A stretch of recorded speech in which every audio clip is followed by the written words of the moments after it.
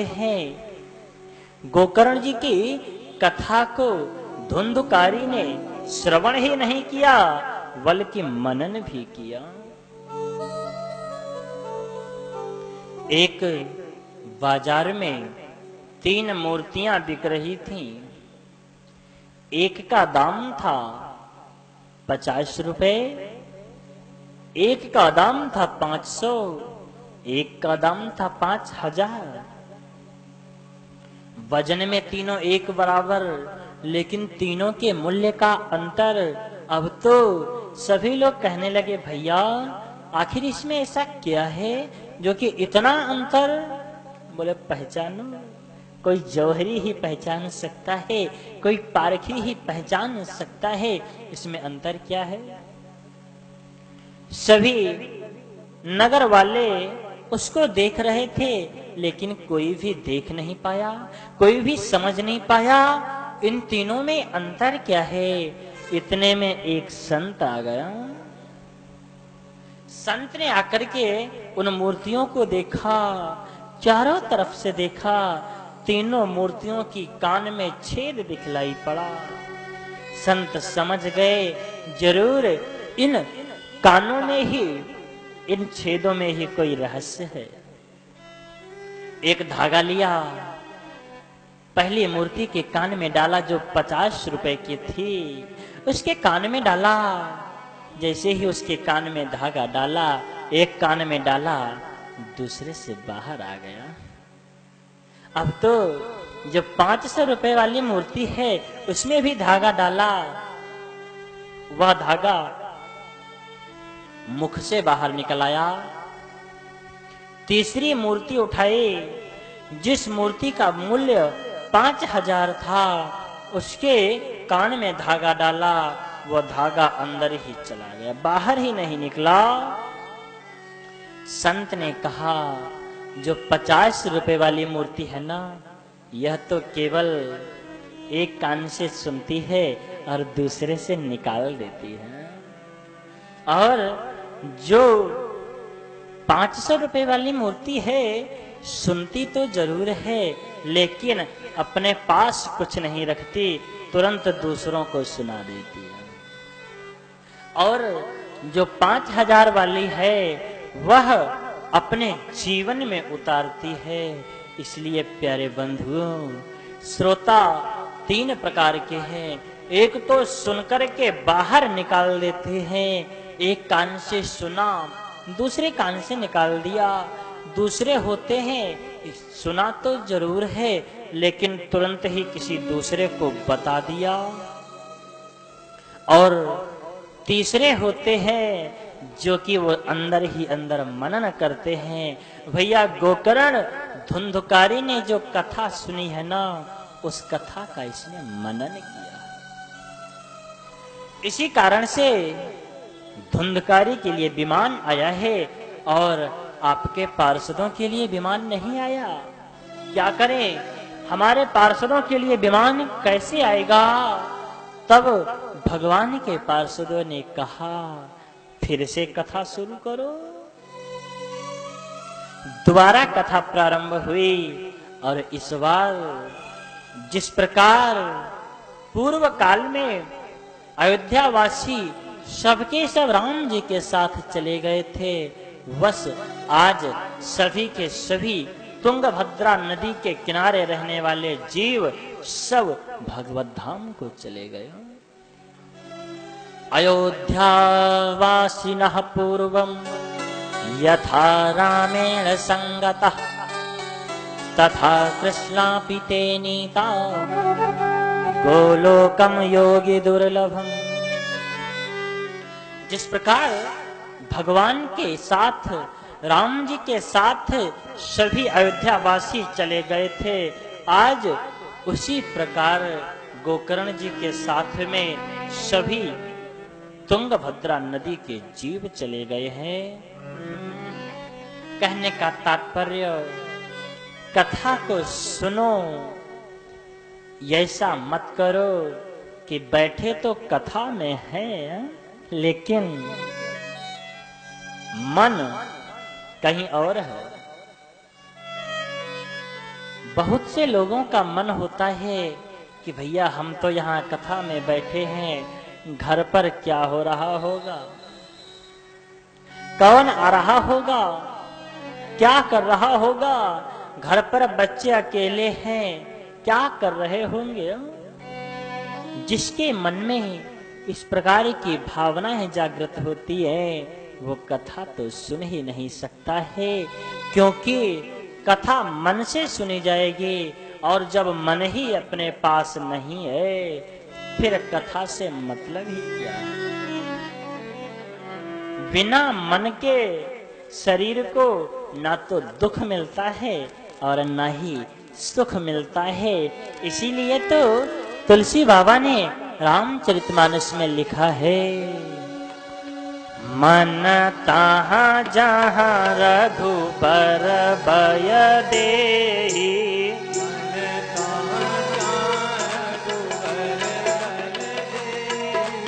मन ताहाँ जहाँ रघुबर भय देहि,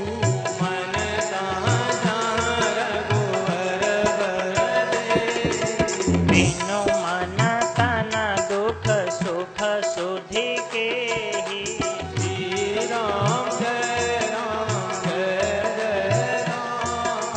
बिनु मन तन दुख सुख सुधि के ही।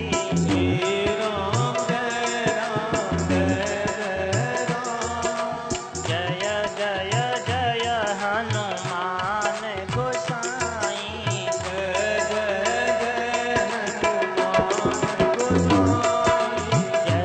जय जय हनुमान गोसाई,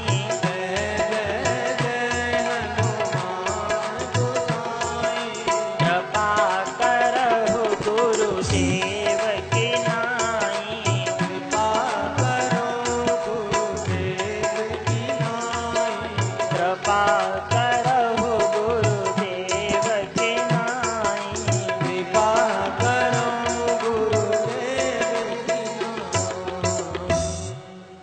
मन जहाँ होगा वहीं पर दुख और सुख दोनों होंगे।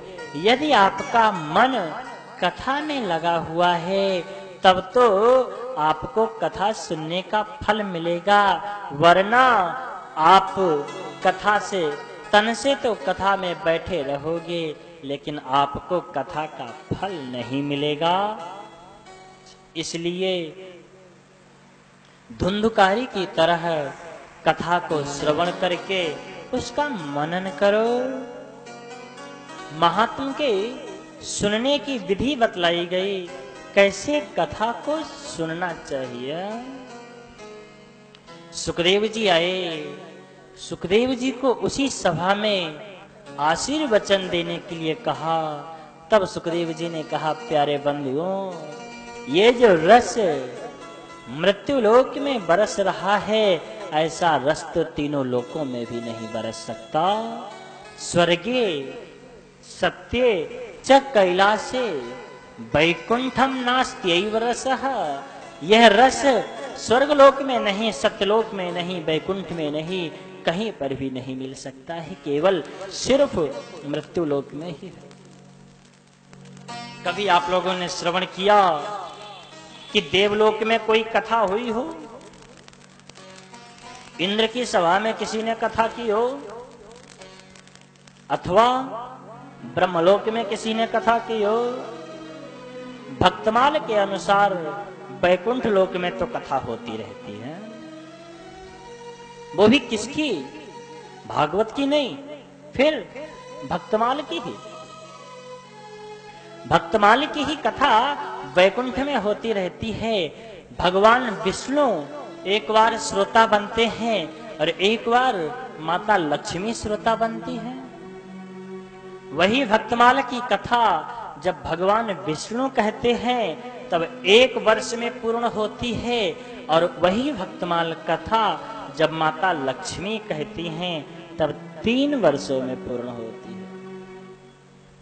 कथा वही है, लेकिन कहने का हर एक वक्ता की शैली अलग है, हर एक वक्ता की कथनी अलग है, सबका चरित्र अलग है, सबका आचरण अलग है। लक्ष्मी जी उस कथा को 3 वर्षों में पूर्ण करती हैं और भगवान विष्णु 1 वर्ष में पूर्ण करते हैं।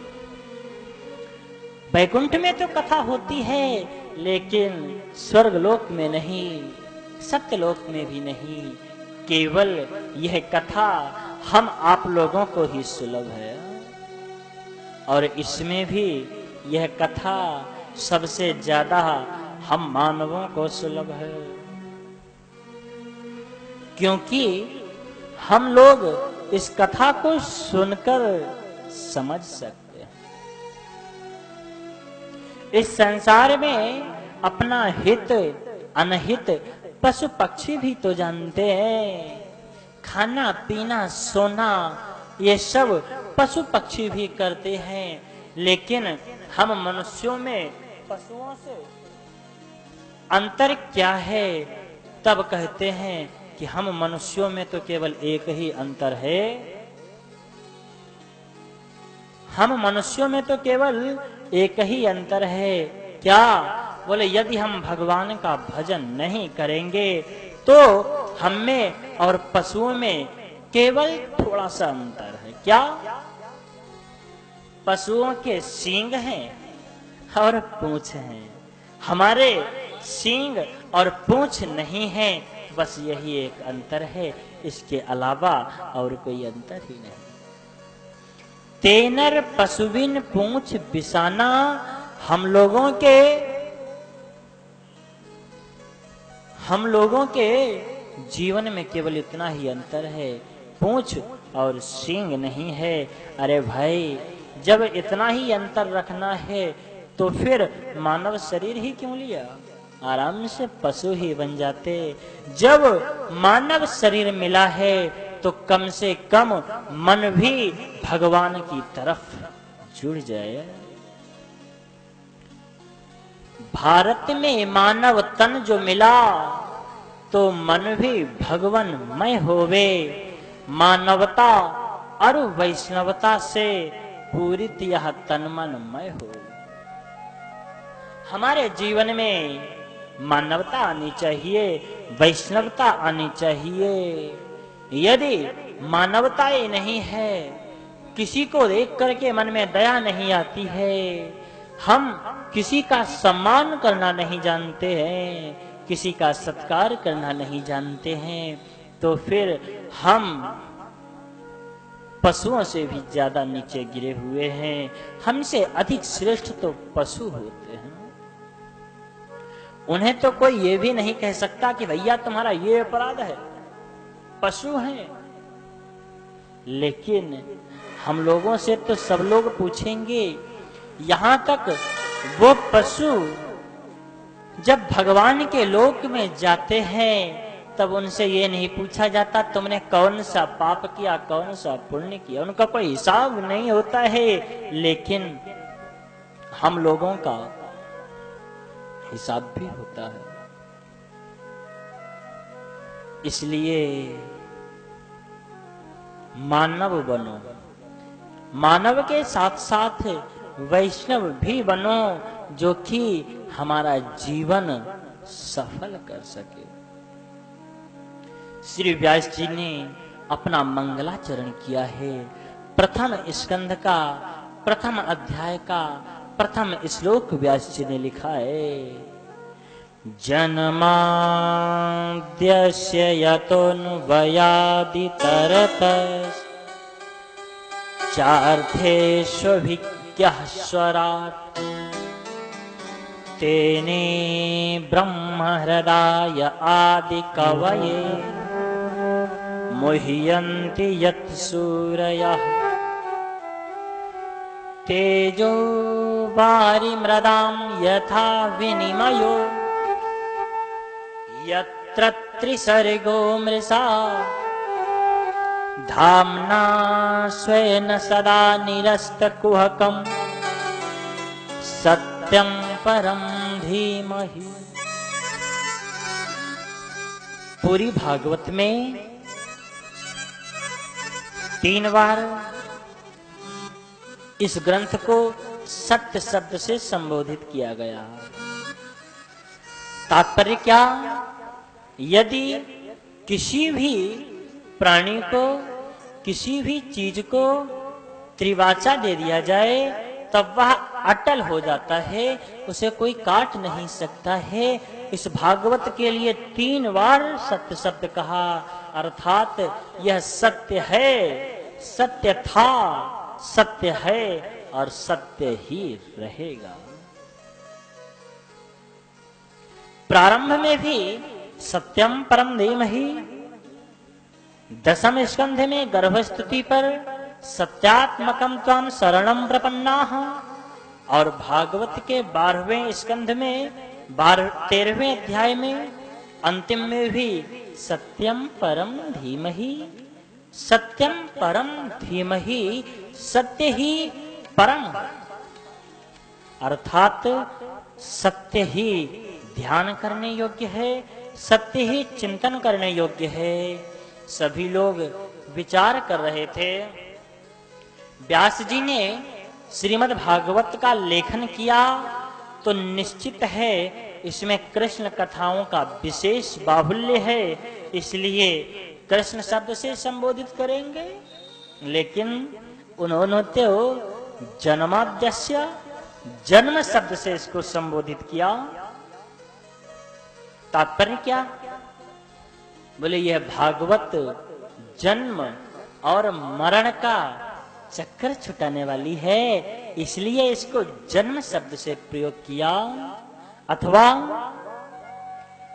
जिस व्यक्ति ने, जिस जीव ने इस संसार में जन्म लिया है उन सभी के लिए यह भागवत कथा श्रवण करने योग्य है, इसलिए जन्म शब्द दिया।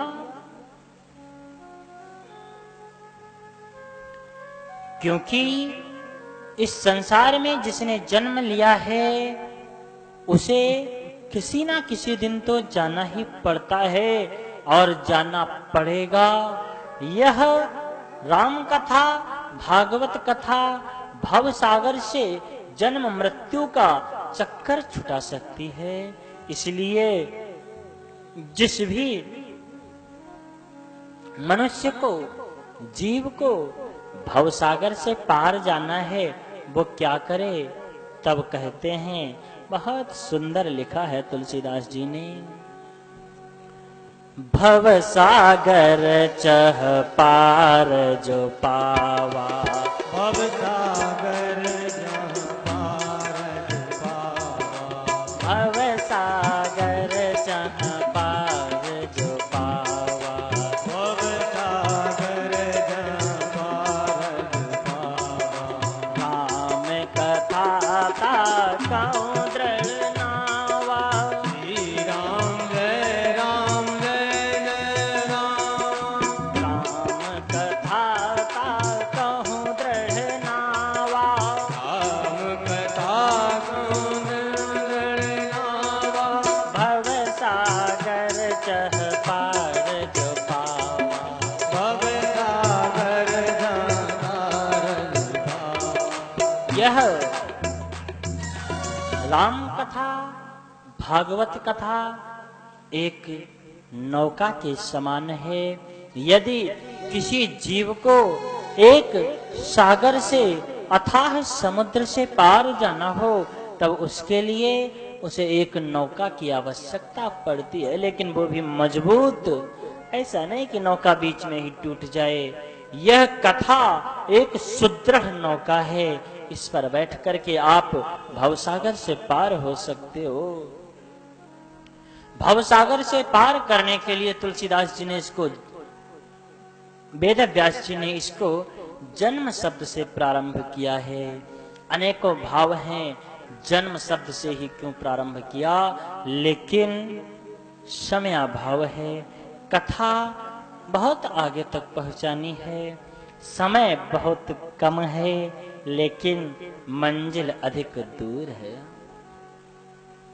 थोड़े मोह जानी है सयाने, जो चतुर लोग होते हैं ना वो थोड़े में ही अधिक समझ जाते हैं, और जो थोड़े से चतुर नहीं होते हैं ना, उनको कितना भी समझा दो लेकिन